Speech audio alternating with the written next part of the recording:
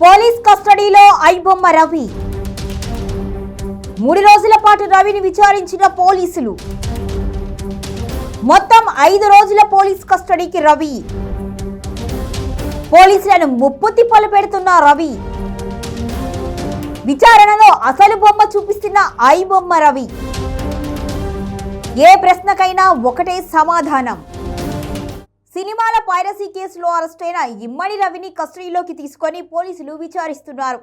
5 రోజుల పోలీస్ కస్టడీకి కోర్టు అనుమతించింది. ఇప్పటికే 3 రోజుల కస్టడీ పూర్తయింది.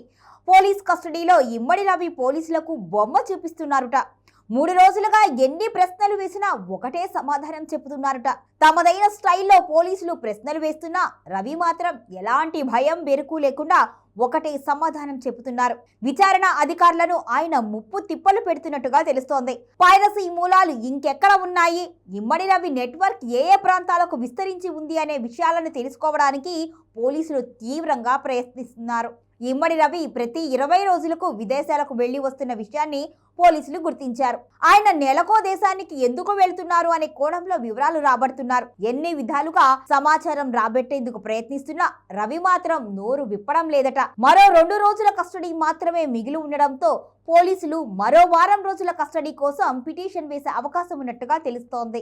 ఐబొమ్మ రవిని పోలీసులు అరెస్ట్ చేసినప్పటి నుంచి సినీ పరిశ్రమకు చెందిన ప్రముఖులు ఆయన్ను దోషిగా చూస్తూ తీవ్ర స్థాయిలో విమర్శలు చేస్తున్నా సోషల్ మీడియాలో ఐబొమ్మ రవికి మద్దతుగా పోస్టులు చేస్తున్న వారి సంఖ్య ఎక్కువగానే ఉంది.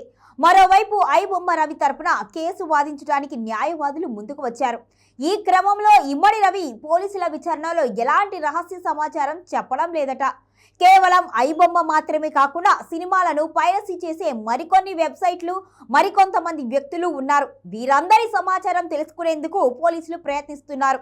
గత 3 రోజుల దర్యాప్తులో మాత్రం రవి ఎలాంటి వివరాలు వెల్లడించలేదు అని, ఏ ప్రశ్న వేసినా తెలీదు, గుర్తులేదు, మర్చిపోయాను అంటూ సమాధానం చెప్తున్నారుట. యూజర్ ఐడి, పాస్వర్డ్లు అడుగుతుంటే తనకేమీ గుర్తులేదు అని, పాస్వర్డ్లు మర్చిపోయాను అని సమాధానం ఇస్తున్నారు. దీంతో పోలీసులు ఎథికల్ హ్యాకర్స్ సహాయంతో హార్డ్ డిస్కులు, పెన్ డ్రైవ్లు ఓపెన్ చేస్తున్నారు. ఈ డివైస్లలో ఏదైనా రహస్య సమాచారం ఉంటుంది అనే కోణంలో కూడా దర్యాప్తు చేస్తున్నారు. ఐబొమ్మకు సంబంధించి ఫ్రాన్స్, నెదర్లాండ్స్ లో మెయిన్ సర్వర్లు ఉన్నట్టుగా పోలీసులు గుర్తించారు. ఇప్పటికే ఐబొమ్మ రవి చేతుల మీదుగా ఐబొమ్మ వెబ్సైట్ ముయించి వేసిన 24 గంటలు తిరగకుండానే మళ్ళీ ఐబొమ్మ వెబ్సైట్ లాంచ్ కావడంతో పోలీసులే విస్తుపోయారు.